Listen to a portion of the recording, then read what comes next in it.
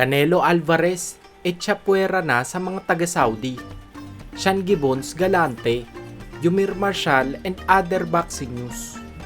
Pag-usapan natin yan mga trops, ngunit bago tayo magpatuloy, palike muna ng video and hit the notification bell button at pasubscribe na rin sa aking Easy Work Sports YouTube channel.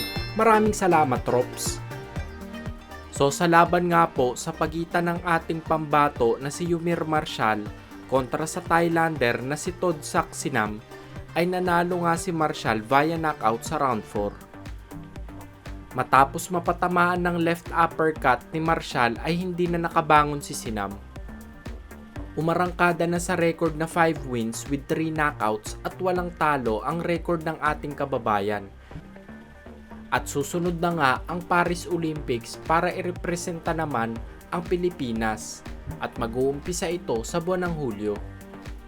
Sa undercard naman ng laban ni Marshall at Sinam ay may dalawang Pinoy fighters na nagpakita ng tika sa ibabaw ng ring. Ang laban ay sa pagitan nila Arnold Cordova at Miko Kamingawan na nagresulta sa unanimous draw at ito ay isang 4-rounder fight. Sa sobrang ganda ng laban ay nabigyan pa nga silang dalawa ng parehas na bonus na $500 from MP Promotions President Mr. Sean Gibbons. Isa pang kababayang Pinoy natin ang nakasungkit ng panalo kontra naman sa isang Chinese boxer. Itong Pinoy boxer na ito mga trops ay nagngangalang Leonard Zarcon at siya ay nanalo via unanimous decision sa 8-rounder na laban. Si Zarcon ay may kasalukuyang record na 12 wins with 4 knockouts at walang talo. Isang Pinoy prospect si Zarcon mga trops kaya abangan natin ang pagsibol nito.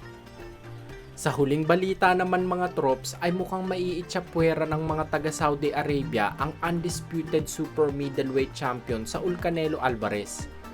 Kamakailan nga ay nagbitiw ng salita si Canelo patungkol sa kanyang presyo para palagan ang Mexican monster na si David Benavidez at ayan ay nagkakahalaga ng $150 million to $200 million. Dahil dito ay maraming boxing fans ang nag-isip na ang tanging tao na kinakailangan sa matchup na ito ay ang Saudi Arabia advisor na si Turki Al-Sheikh para maisagawa ang laban. Humingi na rin ng tulong si Benavidez kay Al-Sheikh sa pamamagitan ng post sa kanyang social media account na ikasa ang laban niya kay Canelo. Ngunit may lumabas nga po na balita from Talksport Insider na si Michael Benson na gusto ni Al-Sheikh na ibangga si Benavidez sa mananalo sa undisputed title clash sa pagitan ni IBF, WBC and WBO light heavyweight champion Artur Beterbiev at WBA light heavyweight champion Dmitry Bivol na gaganapin sa June 1 sa Riyadh, Saudi Arabia. Gusto ni Al-Sheikh na sa Disyembre isagawa ang magiging laban na ito.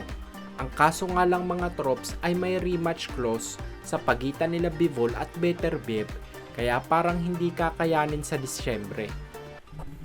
Ganun pa man ay mukhang walang plano ang mga taga Saudi Arabia sa isang Canelo fight dahil sa presyo nito.